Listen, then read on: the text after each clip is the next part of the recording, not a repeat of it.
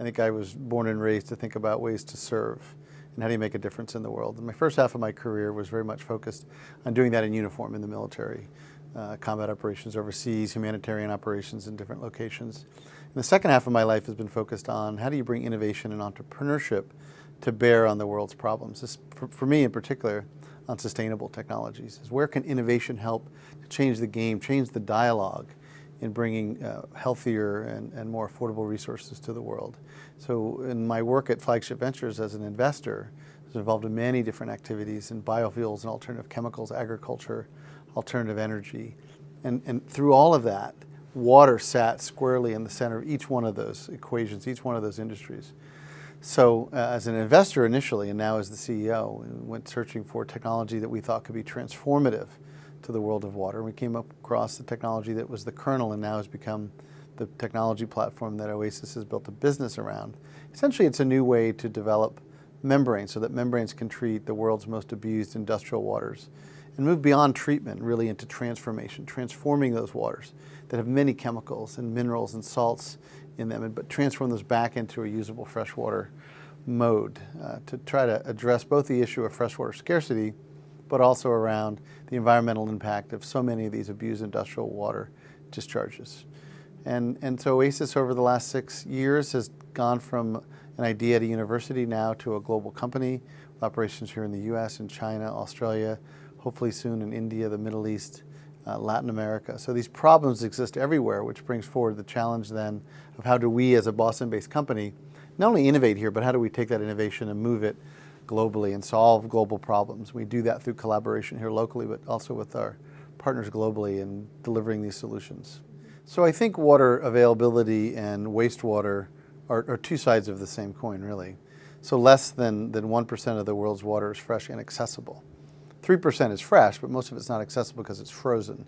So if you look then at 1% of the world's water, it's the water planet, but less than 1% of that water is fresh and accessible. So water is very much a localized problem. It's a global issue, but each locality, each context suffers from water scarcity in different ways. So you do have this issue of water scarcity, freshwater scarcity, and that's a health and wellness issue, but it's also an economic development issue. Water is at the center of economic growth and development and health and wellness.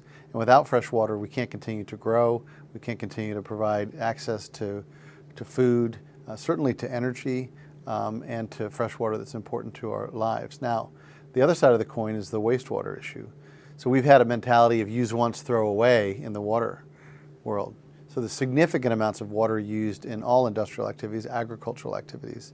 So earlier in Usha Rao's presentation, she talked about 50% of the energy that's used in an industrialized society is used for the generation and production of power. We tend to think about large amounts of water in agriculture, but as you industrialize, much of that water is used in power generation, both in thermal cooling, but also in cleaning up the emissions of our, unfortunately, high fossil fuel-based power generation infrastructure. And so water is used, and as we talk about it, it's abused in that process and then thrown away.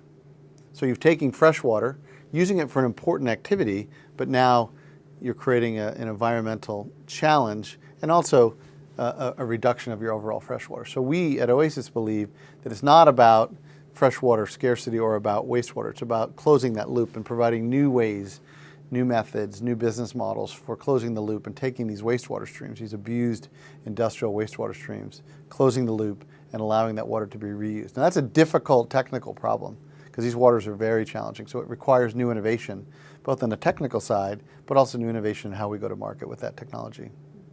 Well, let me share a little bit of some of the things that we learned in this morning's panel.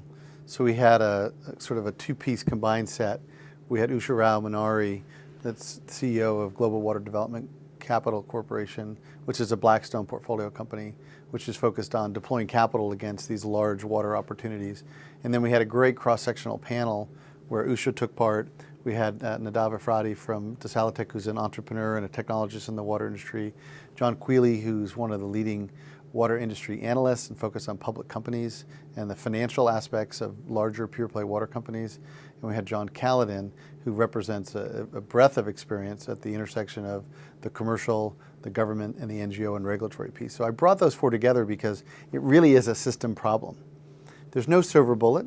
technology is great, but left to its own devices, technology will continue to innovate, but maybe not find the right problem and certainly not find its way into the global marketplace at scale. So it's really about bringing together great innovation, capital that supports it, the right thinkers who can frame the opportunities and problem sets, government and NGOs to help set the right fertile landscape, and ultimately an interface between the innovators and the customers, or the users of the technology, which is the piece that Usha really focused on, is early on evolving that technology in a way that it really solves problems.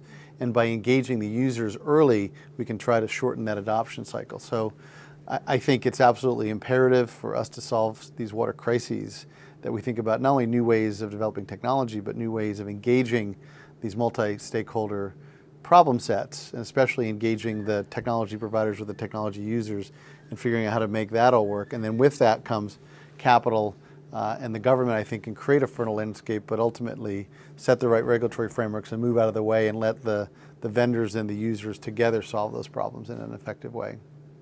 And I think that, from the academic and the business school setting, it's really important that places like Northeastern and the great universities around Boston, around the world, develop the next generation of leaders. We have solved the easy problems in water. We've solved the easy problems in the world. The problems that we face moving forward as population increases and climate change and water issues become greater, and all the tensions in the geopolitical and economic arena, these are difficult problems. So we need leaders that not only have the courage to make difficult decisions and put themselves out there, but can understand the complexity of these systems and can look not only at the technology and the business and the regulatory frameworks, but understand how to deploy people and passion to solve these problems. So the most important thing I think that we need is the next generation of courageous and competent and engaged leaders. So thank you for the work you're doing here at Northeastern. I think today's leaders have an immense challenge of dealing with a much more complex, connected, fast-moving world. And I think that the younger folks are more naturally attuned to that, the way that they're plugged in. So I think there needs to be good business functionality, competence in the baseline of general management about how one thinks about a business, how one thinks about strategy and finance, and those are basic building blocks. But what's really exciting is that the world is shifting in the way that it connects and collaborates. I think the organization itself, the company, is shifting. So as opposed to hierarchical structures, command and control, I think that companies, the way that they're operating, collaborating across teams, and the way that companies collaborate with one another is very different. So I think the single most important thing that our next generation leaders can learn is to really understand, to articulate a problem, how to engage across boundaries, whether organizational or cultural or nationalistic boundaries, and engage others who potentially have a very different point of view or certainly a different background. And how do we engage and understand with empathy their issues and work together to create win-win solutions, not only for the two organizations, but for the world.